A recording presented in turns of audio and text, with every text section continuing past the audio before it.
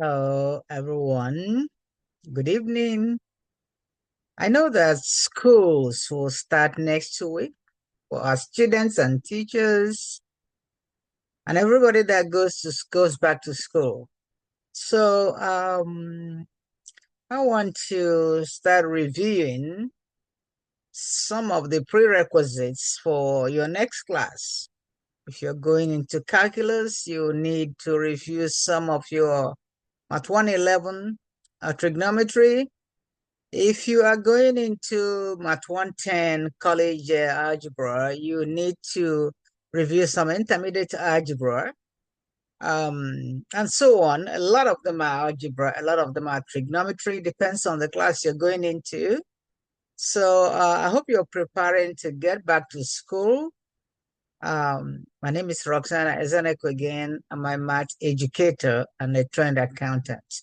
Okay, I will not waste time. I will share my video. I'm going to share the worksheet I'm going to use in a while and share my calculator also. So let's go there. So I have my calculator, and then I'll share my. Then I going to uh, be like this. Okay.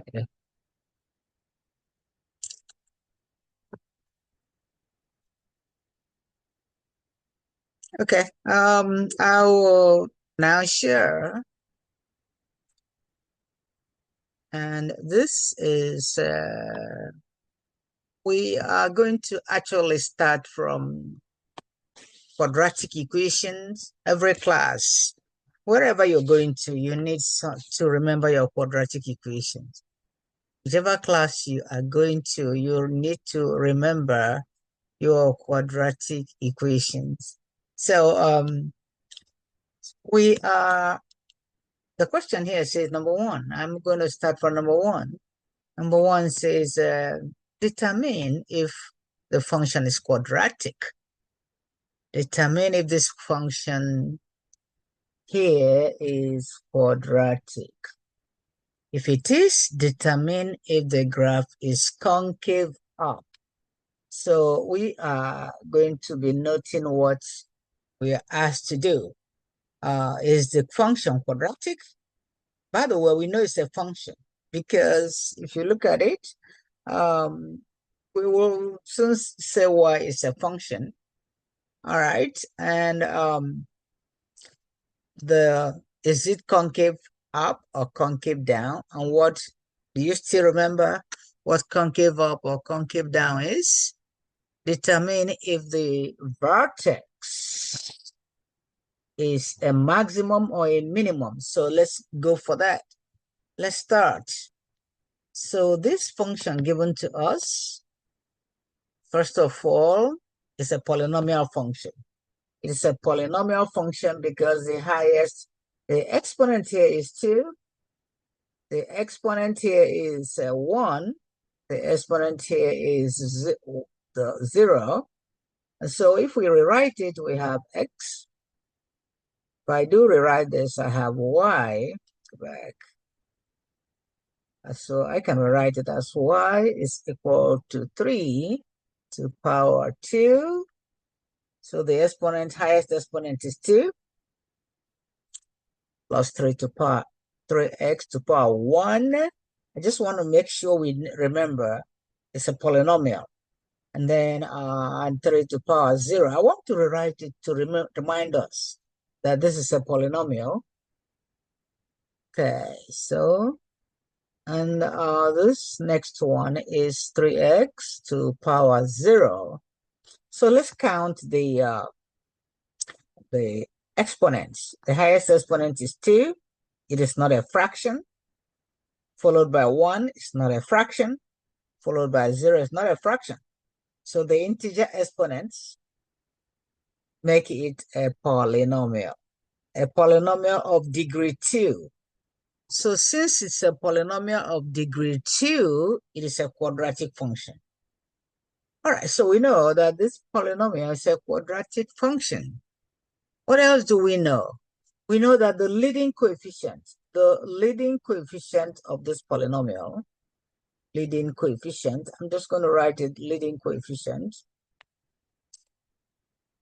is 3, positive 3.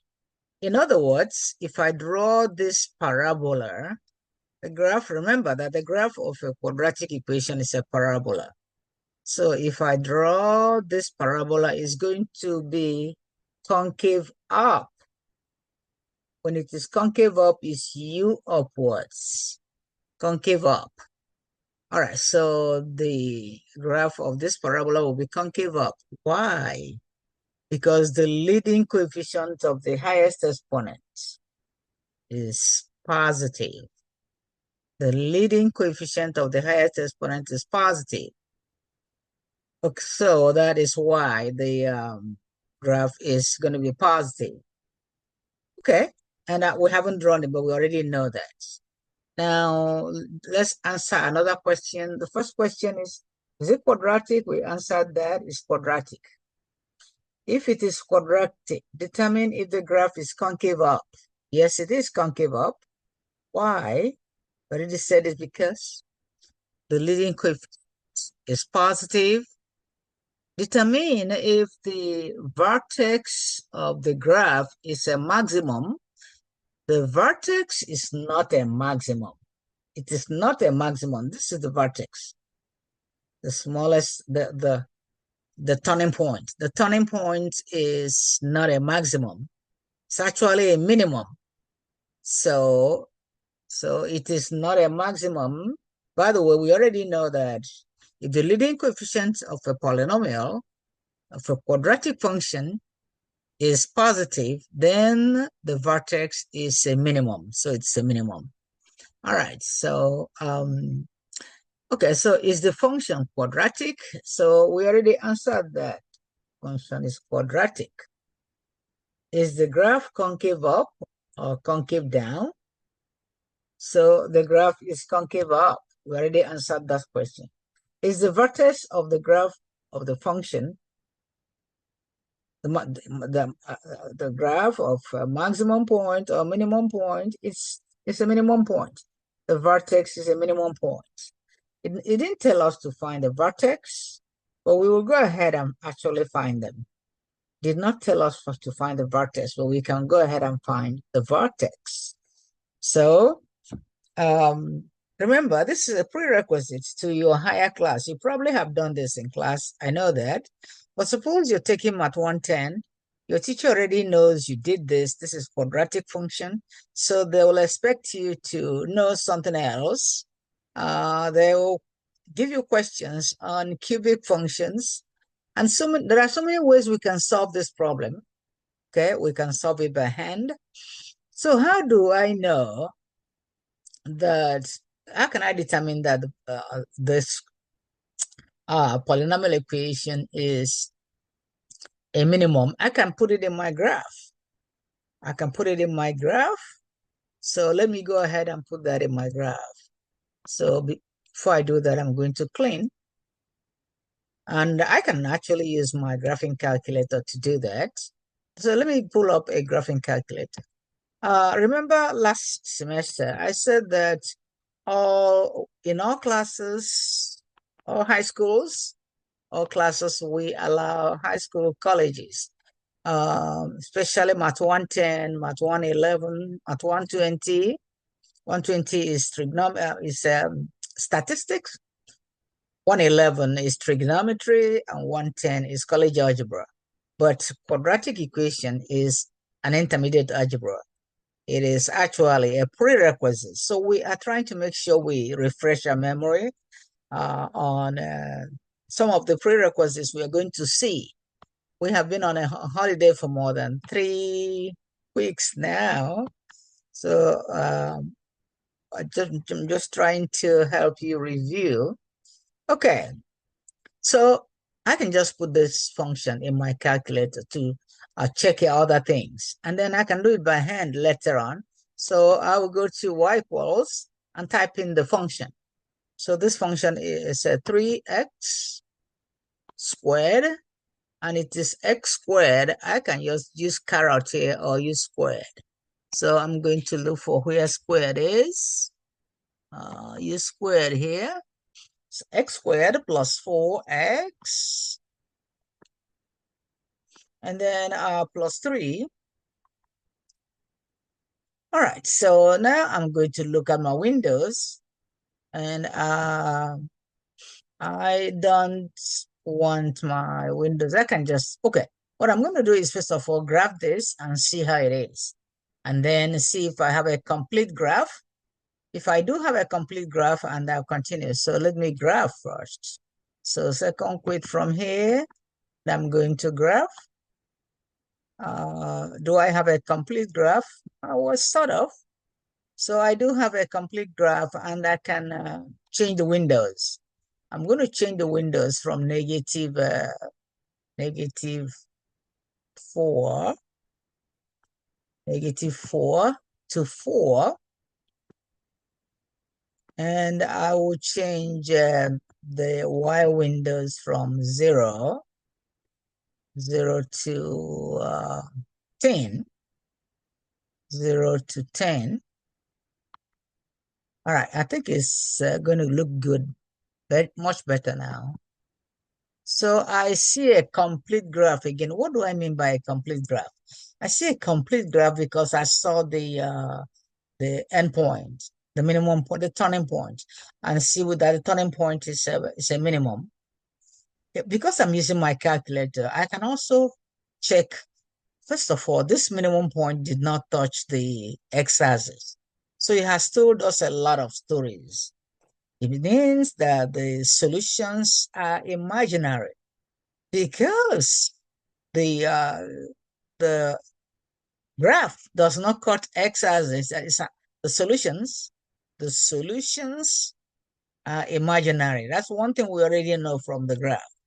The minimum point is, we're going to find that. Let's find the minimum point. And we can find the minimum point after graphing it. We go back and do it analytically by hand. So I'm going to second calc, and I am going to ask my calculator to give me the minimum point. What is the minimum point of this parabola? That's what I'm going to ask my calculator. And I'm going to arrow down. You must know how to use your calculator to do very well in your test or exam. And this is a prerequisite to your class. So you should already know this. That's why I want to do a short review. You cannot say, yeah, I don't remember, because really, that's not what your teacher is coming to teach. This is a course you have done, so you might want to remember the prerequisite. Okay, so I am on the left-hand side now. Notice that my calculator is asking me, is it the left-hand side? Yes. So this is the left-hand side of the parabola. I hit enter, and it's asking me, is this the right-hand side? No, it's not the right-hand side. So I'm going to arrow to the right, so I can be at the right-hand side of the minimum point. Now I am at the right-hand side of the minimum point. I hit enter, and it's asking me, do I guess the minimum point? Yes. I hit enter, and it tells me the minimum point is approximately negative 0.6666. So this is equivalent to 2/3 and 1.666. So the minimum point is, from my calculator, is negative 2/3 and 1/2. Okay, so I am just going to make a sketch of that graph. So I'm going to make a sketch. By the way, I can actually use another color. Try and use another color to make the sketch. Okay, so what do I already know? I know that I have a concave up, and I'm told to find the minimum point. That is if I am told to find the minimum point. I can do all this with calculator. I hope you remember. So this point right here is approximately negative 2/3 or 0.666 2/3, comma, And the so the y is 1/3 too, 1/3, because this is 1.666. Okay, so this is the minimum point. And I already saw that this parabola has no solution. This parabola has no solution. So we are talking about parabola now, a review of your um, intermediate algebra, which is something like algebra 2. You need this intermediate algebra to be able to get into your pre-calculus, your college algebra, your trigonometry, or your Math 120, which is statistics. Okay. Well, suppose we are told to find this minimum point by hand without calculator. So we could be told to find it without calculator. So many things we can be told to do. We can be told to find this minimum point without calculator. So we have to show our work. That means if the question says find the minimum point analytically, so that's no other thing you can do but to use the formula. So you do negative. So we're going to use the formula negative b over a, negative b over a, comma f into negative b over 2a. Okay. All right, so this is the formula. And then you go back to your equation. Remember that the leading coefficient of the first. So this letter here, 3, is x squared plus bx plus c. Okay, so I see that a is equal to 3, b is equal to 4, and c is equal to 3. Okay, so now I'm verifying my answer from my calculator. So I have negative b, and b is safe. B is 4 over 2a, 2 times 3. 2 times 3 is 6, comma. And then the next thing I want to do is find the value of this, substituted in the equation. So I have negative 4, and if I cancel 2 here, I have 2 here, and then I have 2 over 3. So I have 2 over 3 here, and that's negative. Okay, so now that I have 2 over 3, the next thing I want to find is f of negative 2 over 3. And remember what this is. F of negative 2 over 3 is the same as substitute negative 2 over 3 in the original equation. And see, I have the equation y is equal to 3x squared plus 4x plus 3. But I'm going to write this as f of x. So if I change y to f of x, so I am now going to say f of negative 2 over 3. That means wherever I see x, I put negative 2 over 3 there.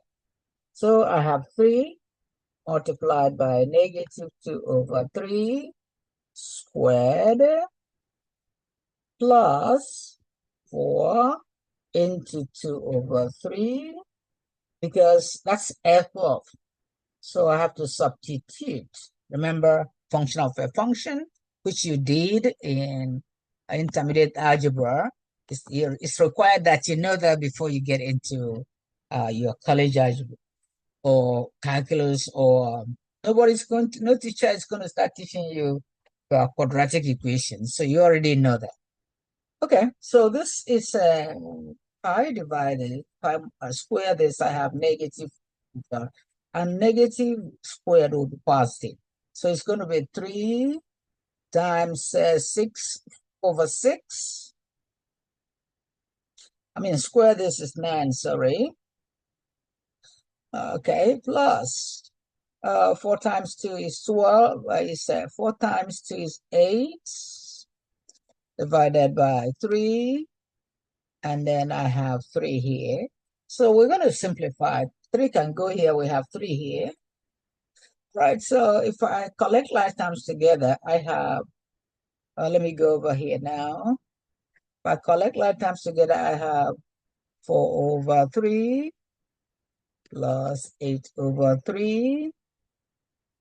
And I can actually write 3 here as 9 over 3. That helps, makes my word easy. So everything is over 3. So if I collect everything together, I have 4 plus 8 is 12. 12 plus 9 is 21. 21 divided by 3 is 7, approximately. 21 divided by 3 is going to give me, and by the way, this is negative here. So that helps a lot. This is negative, so this is going to be negative. So I'll have to recalculate it. This is a negative. Sorry about that. So 4 over 3 minus 8 over 3 is negative 4 over 3. All right? Negative 4 over 3 plus 9 over 3 is going to be 5 over 3. So actually, we have 5 over 3 here. And if I divide it, I have 1 2/3. 1 2/3. 1 2/3. So 1 2/3. So we found the value of the first one. We have negative 2/3, and then this is 1 2/3. But remember from our calculator, we get this answer from our calculator. But you see how long it is when you're told to do it analytically. We did it by calculator, and now we're doing it analytically, and it's a little bit longer. So this is review number 1. This is review number 1, quadratic function. Can you identify a quadratic function to be a concave up or concave down? Will you be able to find the vertex? How do you know? So the next thing I want us to do now is, how do we know if what's another way? What's another way you can decide if the quadratic function has